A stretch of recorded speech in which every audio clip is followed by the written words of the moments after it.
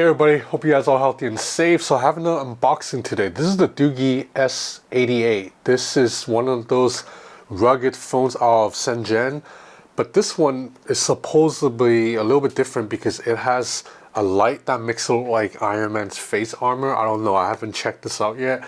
I'm gonna unbox it soon, but first I want to take a minute to talk about my sponsor, Invoice Ninja.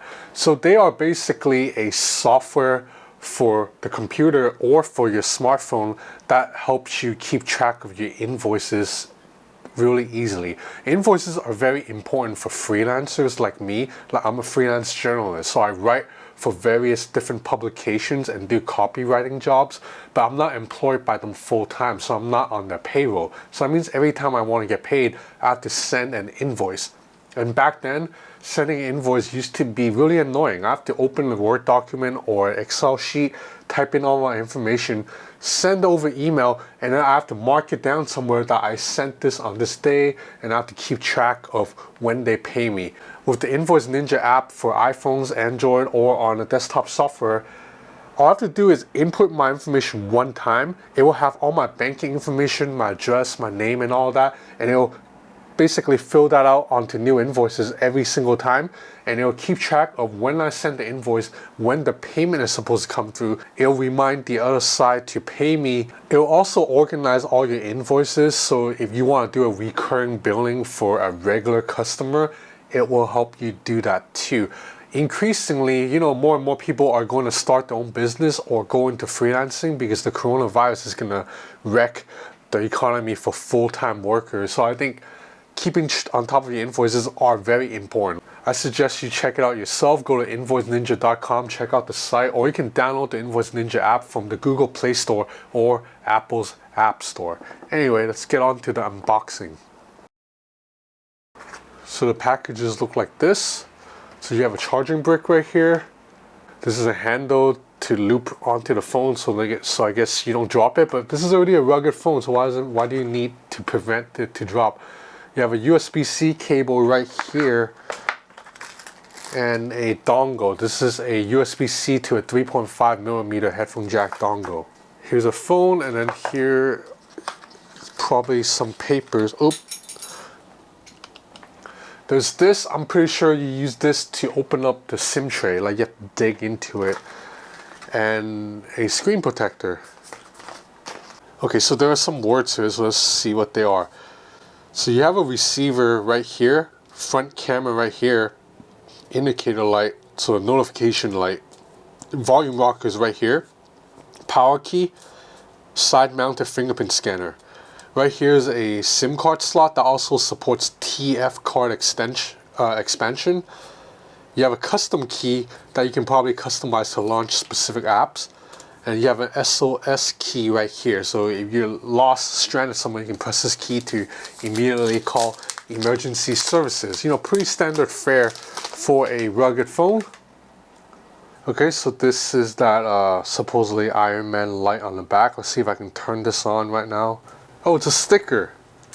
And you see there's a triple camera system here, or at least we think there's a triple camera, so we'll check it out. I guess it won't light up until I set up the phone, so let me set it up and I'll be back. Alright guys, I'm back. So I tested the Doogie S88 Pro outside for about an hour. Let's go over the specs really quick. So you have a 6.3-inch 1080p display. It's an LCD panel, but it looks pretty good with pretty good viewing angles and relatively well outdoor visibility. I was outside under the sun, I was able to see everything just fine. The chipset inside is a Helio P70, so it's mid-tier chipset, not as capable as a Snapdragon 720 or 765 obviously, but you can play games on this at medium graphics setting, and most of the apps ran pretty smoothly. There's 8 gigs of RAM, so that helps too. Now this thing is built like a tank. It weighs about half a pound, but you do get your money's worth for all the bulk. The whole thing is it's aluminum steel railings on the left and right side. At the top and bottom is a rubber bumper. So this is a phone that you can drop without worries at all. It's built like a tank. On the right side, you have a fingerprint scanner right here, a power button right here. So they're separate. I prefer them if they're just one. You have volume rockers right here. The top is just a bumper, nothing right here. You have the SIM tray this is where this tool that I unboxed earlier comes in. You have to use this to dig into the SIM tray to pull it out. I guess you can use your fingernails, but you might be at risk of breaking your fingernails if you use that, because this is pretty sealed in there, because this whole thing is rated IP68 water resistant, so you can put this underwater for quite a bit of time, up to 30 minutes. And you have right here, as mentioned, this is the custom button that you can set to trigger anything, and this is the SOS button. So the custom button, let's go into settings and just have a look. So you jump into custom key function, you can select the app that you can launch with a single press or a long press. So you can set 2 shortcut features, and that's pretty cool. So now if I press the button once, it should launch Google Chrome, just like that. If I long press the button, it should launch Google Maps, just like I said it.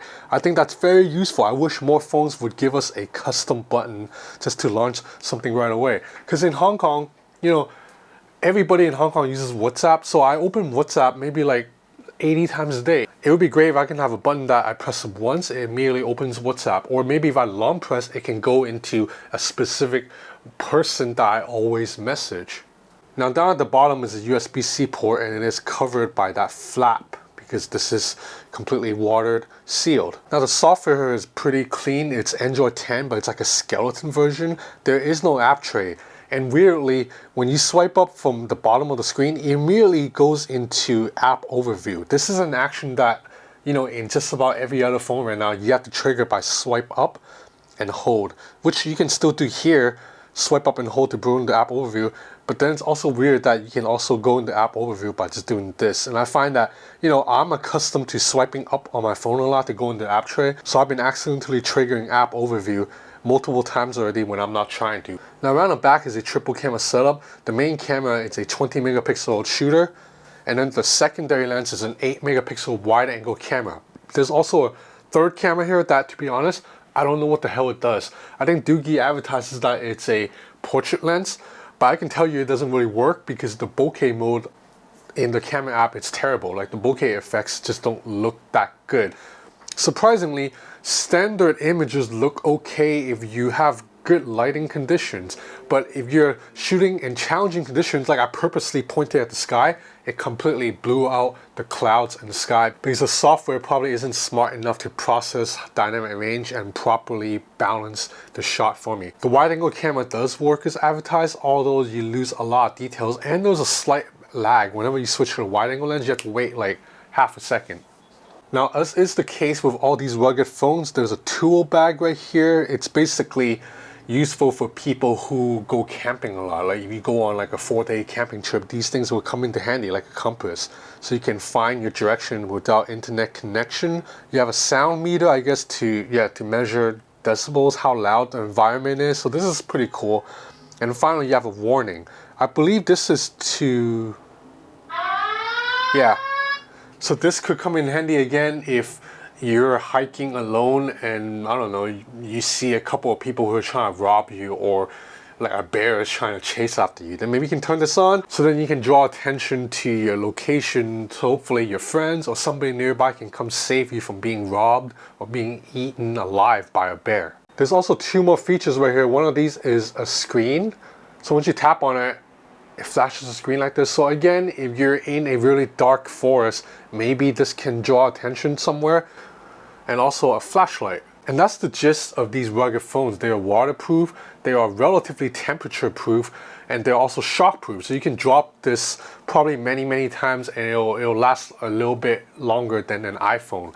Oh, and there's also the Iron Man light that I mentioned earlier, but it's kind of gimmicky. Basically, it'll light up when you charge the phone when you get a notification. So if you're a fan of Iron Man, maybe you'll think it's cool, but for me, I'm looking at it like, what's the point? So as far as rugged phone goes, this one is pretty standard, about on par with what Doogie has offered before. So you buy this phone if you want really long-lasting battery life and you want something that you can bring out to the beach, to a construction site, to go camping for 3 days and not have to worry about like breaking the phone or running out of juice. But you know, do not get this phone for the cameras, because the cameras are below par for the price range, and performance, while not bad, it's definitely not that great. Oh, and one more thing, there's a single speaker in this phone, but it's located on the back. That might be the worst location of all, because if it's on the bottom, at least sound is still, you know, when you're watching a movie, at least sound is still coming within your ear. But now that it's on the back, sound is playing away from you. So it's just a little bit weird when you're watching movies, but sound is traveling that way. But we'll check the speakers anyway.